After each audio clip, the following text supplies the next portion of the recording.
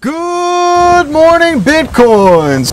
We're joined by Buttercup from the Free Ross DAO. How's it going, Buttercup? It's going pretty good. It's our first Bitcoin conference, so it's very fun for us to be here sharing Ross's art and trying to get the word out. So this is Ross's actual animation in the background that he hand drew from prison.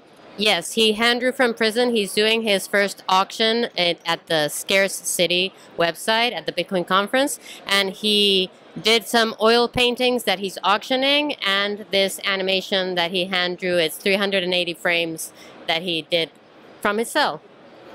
Can you start by giving us a little background on Ross Ulbricht and who he is? Yeah, Ross Ulbricht was the creator of the Silk Road website, which was a free market website that it was the first one that utilized Bitcoin. And basically there people could buy and sell anything that they wanted as long as it didn't hurt any third parties. And from that wonderful initiative of envisioning free market, there was a crackdown on him, and the FBI arrested him, and he got double life sentence without parole. Double life sentence for running a website. For running a website, being a first-time offender with no violent charges. Yeah. Makes you wonder what it was all about, right? It's almost like they sent a warning to everyone else. Of course, everyone else just profited and exited. I've heard that the Silk Road is different from the other drug websites. I heard you could get raw milk, and I also heard that they blocked a lot of negative transactions that the other websites had. Is that true?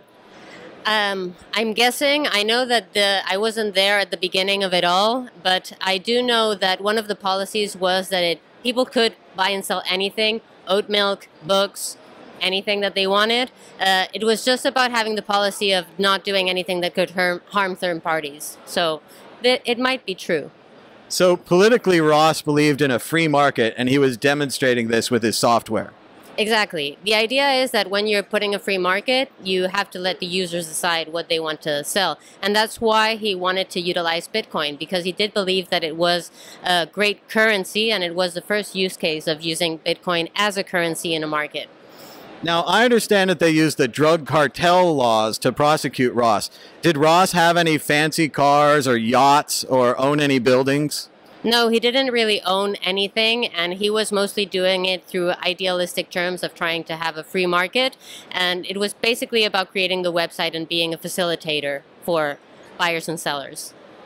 And what's been going on recently? I know for a long time Ross was the Dread Pirate Roberts. No one knew who he was. Then the trial, and now the time since. What's been happening lately with Ross?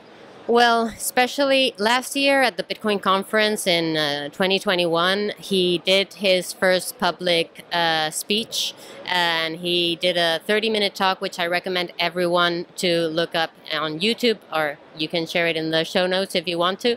And it was the first time that it really started re-resonating again in the community. He's been somebody who a lot of the Bitcoin community has really stood up in very high esteem, and since then he really saw that there was a very powerful community of people who were trying to support him, and he launched NFTs last year, which really helped to push the idea that somebody could try to be doing something from prison and not having to just be there and rot, and trying to put together art that could help fund criminal justice reform. So he's been putting out artwork that is funding criminal justice reform, and that's also what he's doing here with his artwork.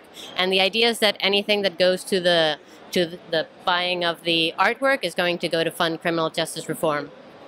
That sounds great.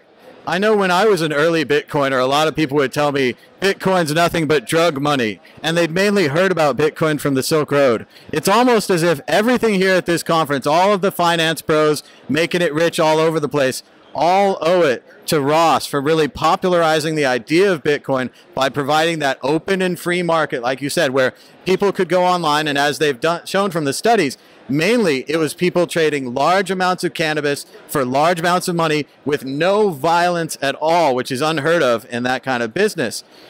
Do you think these people owe what they have to Ross? Should they be showing more respect to him? I do think that Ross was pivotal in making Bitcoin what it is today. I also think that it is true that there was a large crackdown on it because a lot of users were selling cannabis. But I think that if Ross was making the market the same way that it was in the Silk Road today, with the new perception that there is on Bitcoin and the new perception that there is on cannabis, he wouldn't be in prison right now. And what can people do to help Ross? The first thing people can do is sign his change.org petition, because we're almost at the 500,000 signatures, and we are trying to get clemency for Ross, so that's the first thing people can do. And other than that, just follow Free Ross on Twitter, and we are sharing plenty of ways that you can help out the cause. And I also know you're wearing an interesting hat today. Do you have anything planned for tomorrow? Yes. As a way to show our public support for Ross, we are trying to get people at the Bitcoin conference to dress up as Dread Roberts so that people can actually visualize the support. I know that there is plenty of Ross supporters in this conference. I've spoken to a lot of them, and now it's just about making it visible for people to see that we are supporting him. So tomorrow, April 8th, at 4 o'clock at the Art Stage Gallery, we are summoning all Free Ross supporters to the stage, and we will give you Dread Pirate Roberts masks to show your support. Let's all siege the castle together. Yes. Thanks so much, Buttercup, for the interview. Thank you so much, Matt. Thank you.